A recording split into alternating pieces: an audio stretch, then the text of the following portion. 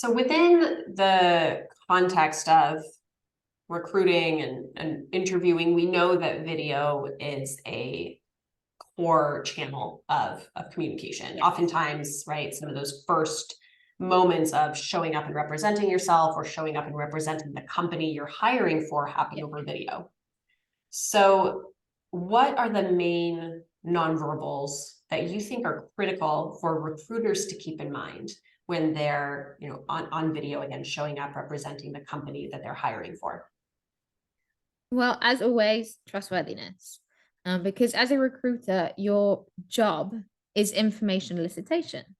Now, when I say this, some people are like, no, it's not. It's, to get the employee. Well, it is. It's information elicitation. You want to get as much reliable information and accurate information from that person as possible, because you need to know if there's any warning signs, if there's anything maybe they're trying to hide, is there anything they're trying to cover up.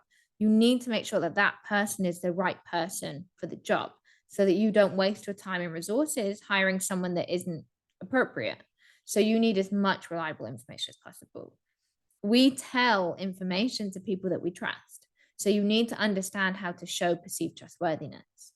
And we've talked about this a lot before, but the main thing is smile, have appropriate affect, make sure you are emotionally expressive, make sure that you show up, do not subdue your nonverbals. And even if this is like your 12th interview in the day, like if we're having this conversation and I'm like, okay. So my next question is like, how boring is that to watch and speak to? You don't want to tell me your information. You're not excited to be here. I'm not excited to be here. So make sure you show up, even if you don't feel like showing up.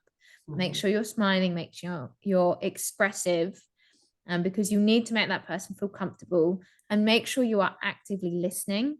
So when they're talking, you want to encourage them to do all the talking. Your job is just a conversation facilitator. That's it. You want them to do all the talking. So you need to make sure you are actively listening, that, the appropriate nodding we've spoke about before.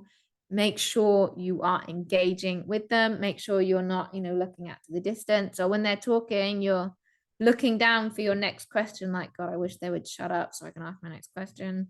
Make sure you are present and you are focused so you can encourage them to provide that information to you. Right. Actually, a study came out recently, very recently, that is specific to video, and it mentions that the active listening and this is just fascinating to me, but it makes a lot of sense, right? Communication is always a two-way street, but Yes. oftentimes, and especially when you're talking about different tools, we have a bias towards the person who's speaking as like the main communicator. And it's like, right, the way you show up as a listener, especially if you're in that position of recruiter, right? Like the way you behave and engage with what they're saying will either encourage or discourage their sharing. Yeah, absolutely. And I think when we go into an interview, you think, I'm the interviewer, I need to control it. So you put yourself in that lead position of, this is my interview room, I'm going to control it, I'm asking the questions. And actually change that mindset. You're just a facilitator.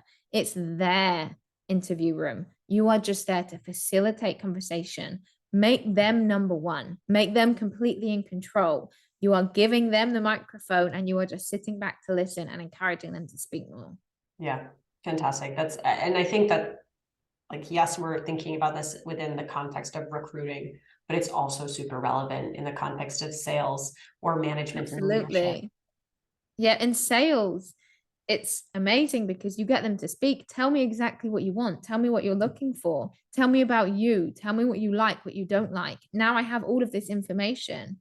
I can adapt my speech now because I know exactly what you want, rather than me telling you what I'm here to sell you. Yep, absolutely. Wonderful. Well, great food for thought as always. Thank you. Thank you, Rachel.